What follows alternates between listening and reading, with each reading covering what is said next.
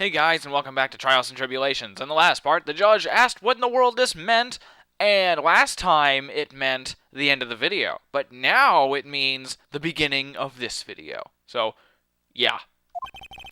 Are you saying Miss Faye saw the real killer under pitch black conditions? Objection! Right. Do you have any idea what you're proposing? How could she have seen in the dark? There was no other light source at the scene. Objection! I say there was. There are some things you can only see in the dark, Mr. Godo. ... exclamation point! Maya, you did see who the killer was in the dark. And now, you're trying to cover for him. Cover? For the man that killed her mother? There's only one conclusion I can draw from this. You know who this man is. Please, Nick. I don't know anything. Please, I'm begging you. You talk a good game, Wright, but let's see if you can walk the walk. It was pitch black, so what could the witness see? I'm calling your bluff. No, Nick, don't. Please, stop. Maya's dead set on protecting this guy. The man who murdered Maya's long-lost mother. But I can't let him get away with it. I'm a lawyer, an officer of the court. I'm here to find the truth. Alright, Mr. Wright, time to show us what you've got. Who was this person that you say Miss Faye saw in the darkness? Okay, so we're just asking now? Okay. Profiles. Let's see. It wasn't Miles. It was Maurice, he killed her. No.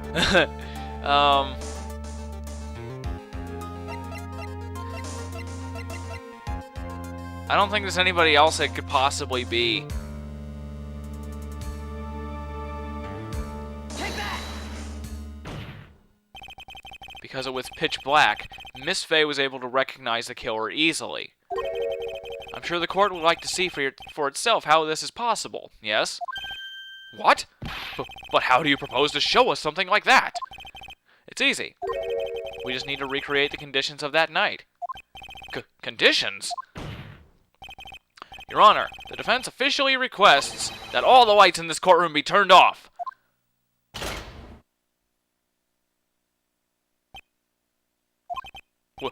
What? This is... But it can't be! Huh.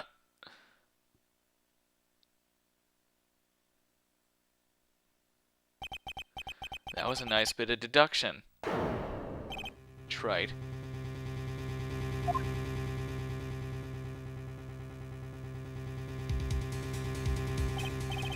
Well, everyone, this is the man Maya saw on the night of the murder.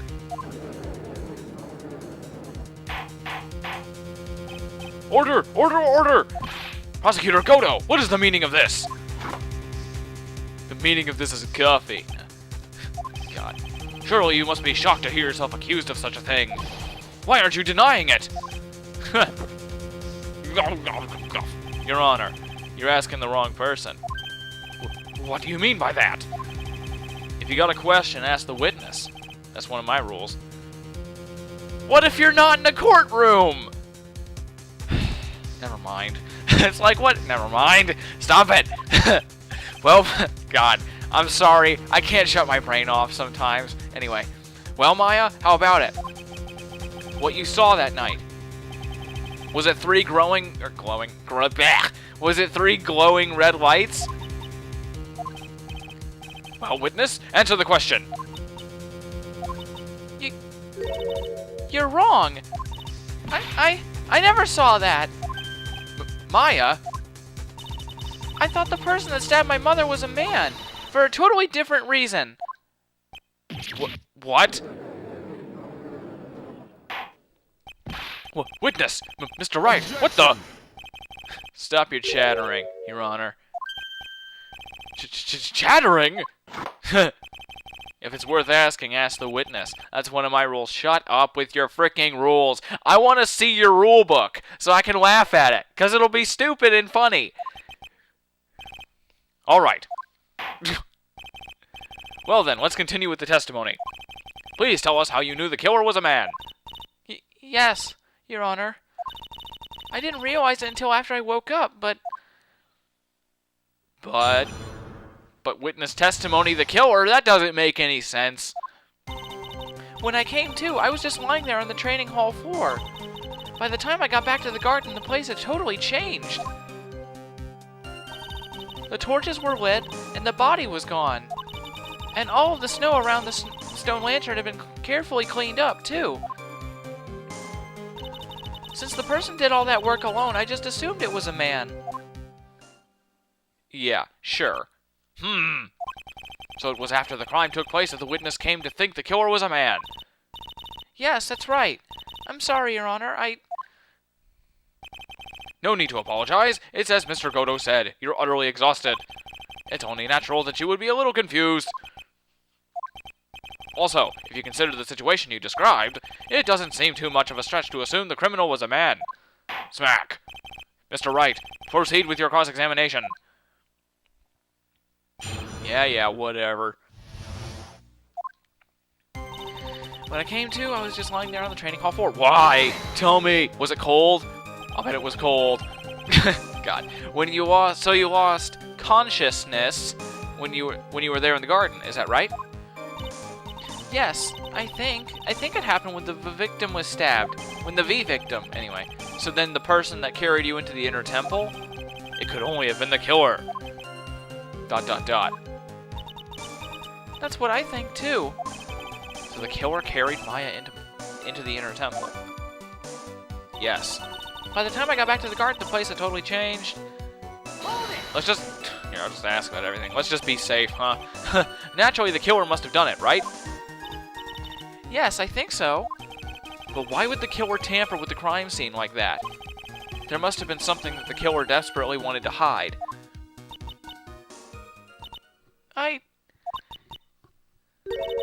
I don't know. It looks like she doesn't have enough confidence. I think I need to gather some more information before I ask her again. Okay, fine. The torches were lit and the body was gone. Alright, let's just ask about everything then. The torches were lit? Yes, that's how I noticed that the whole scene had changed. I'm gonna say it was the killer who lit the torches. I mean, who else could it be? The killer probably lit them since it'd be impossible to do any cover-up work in the dark. However, if that's true, there's one thing that still bothers me. Why did the killer go to the effort of moving the body? That's true. It's hard to see how that would be of any advantage to the killer. The only one who'd gain anything for that would be the only person that was at the inner temple, Maya. Very well, let me hear some more about the condition of the crime scene. Alright. Well, it's not just you, it's all the people who watch, and me, and, the lawyers and stuff, so whatever. So you're saying the killer cleaned up the snow? It did look really odd. The snow was removed in an unnatural-looking rectangular shape around the lantern. By the way, why did he remove the snow behind the lantern? What, did the blood splatter all over that, too? Never mind. There were a lot of shovels around the inner temple, but they're all really heavy. Way too heavy for me to use. What are they made of? Like solid iron? Why would they... Ugh. Stop it. God. Fricking stop. Alright, way too heavy for me to use. An odd fellow indeed, this killer. Why on earth would anyone want to take snow away? Well, there's one thing I can think of. Didn't you say that a lot of the victim's blood sprayed onto the snow? Yeah. The area I collapsed in ended up being splattered. In other words, the killer's purpose was to hide the bloody snow. I think that's the most reasonable explanation. Perhaps. However, there's something that's bothering me. If the killer just wanted to hide the snow with blood on it, there was no need to remove that amount. That's true. He could have scooped up just the snow that was stained with blood. It looks like there are some mysteries behind this issue. But I think this will help explain them. Okay. Since the person did all that work alone, I just assumed it was a man. Bull crapes. So you're saying that you never saw the killer, right? Yes. But earlier, you very clearly stated that you saw a man behind your attacker. Nick, I'm sorry. The killer certainly went through a lot of trouble. Moving the body by pendulum, manipulating the crime scene. For what purpose? Why do all that? Maybe Maya knows more than she's letting on. Alright, well here, now that I've asked about anything, now that I've asked about everything, let's talk about this again. Naturally, the killer must have done it, right? Yes, I think so. But why would the killer tamper with the crime scene like that? There must have been something that the killer desperately wanted to hide. The truth is, when I saw the crime scene, I felt something. You did? Yes. I felt like the killer was hiding the evidence for me. For my sake. What? Hiding it for you? Everyone knew that I was the only one at the Inner Temple that night. If Sister Bikini had come back and looked at the garden, she may have thought that you had done it. No, she definitely would have thought so. And you're saying that's why the killer cleaned up the crime scene to make it look like nothing had happened? Yes, I'm sure of it. Well, that's certainly an important piece of information. I want you to add that to your testimony.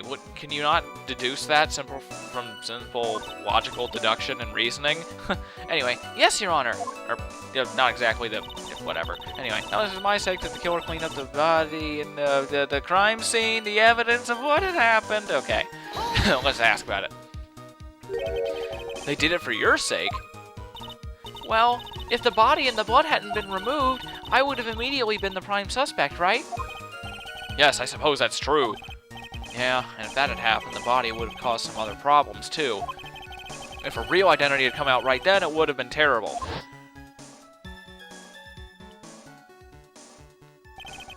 Master of Karain killed by own daughter. I don't think Maya would have been able to handle it. But still, it's rather difficult to fathom the killer's motives. What reason is there to go through all that much trouble to protect you? Okay. Let's see.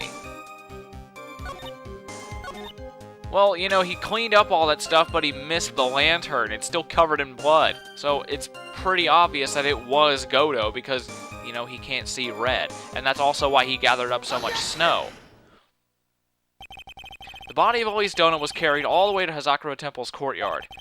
Then at the garden, the real scene of the crime. The snow that we suspect was covered in...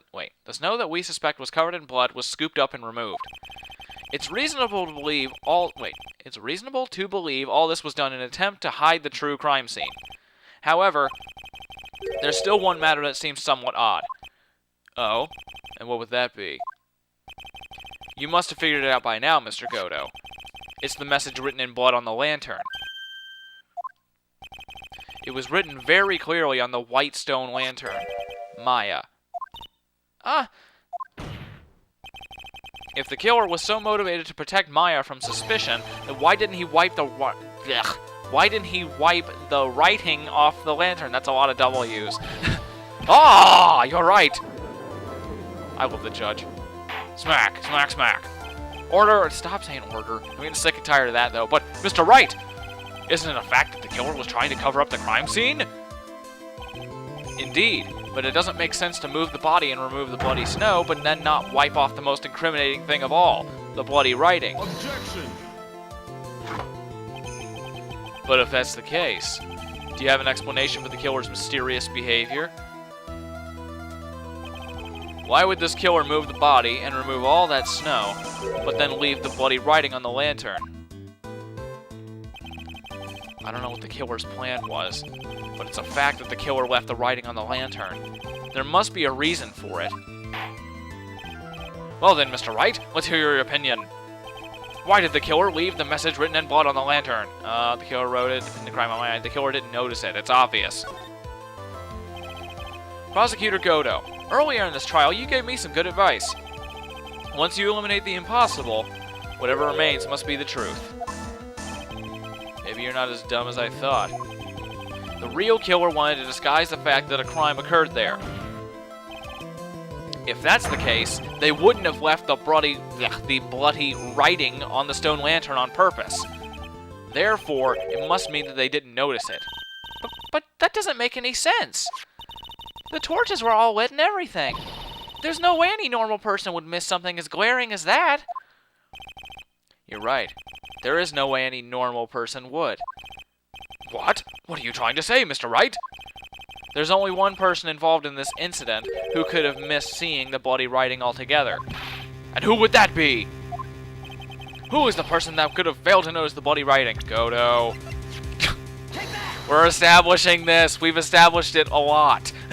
Mr. Godo. This is what you said yesterday. My eyesight's pretty messed up. Even with these huge goggles on my head, I still can't see everything. You're blind? Anyway, you can't see everything? Is that correct, Mr. Godo? This lantern was submitted as evidence today. I would like the court to think back to the moment it was first presented. This lantern? There's something written on it. Why? It's written in blood! Nonsense. This lantern, it's as clean as a whistle. Mr. Godo, just admit it. There are certain colors you can't see, correct?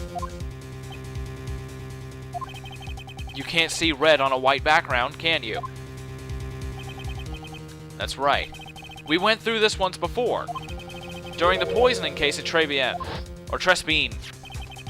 This is the apron the delightful Miss Bird was wearing at the time, and somehow spilled coffee on. There's something still bothering me, Mr. Godo. Why have you not explained the bloodstain to the court? Bloodstain? What bloodstain would that be? Don't play games, prosecutor! The blood-colored stain that's smeared all over this apron! That's ridiculous! No one told me anything about a blood stain. You could see the coffee on the white apron, but you couldn't see the ketchup, because it was red. It's strange. In a black and white photo, this letters would have appeared black to me. I wonder, why am I the only one that can't see them? So then, Mr. Godo, are you admitting it? Are you admitting that you couldn't see the red writing on the lantern?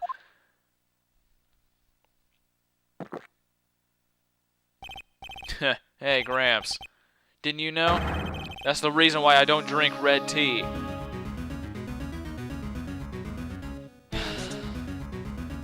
Not saying anything. You know what?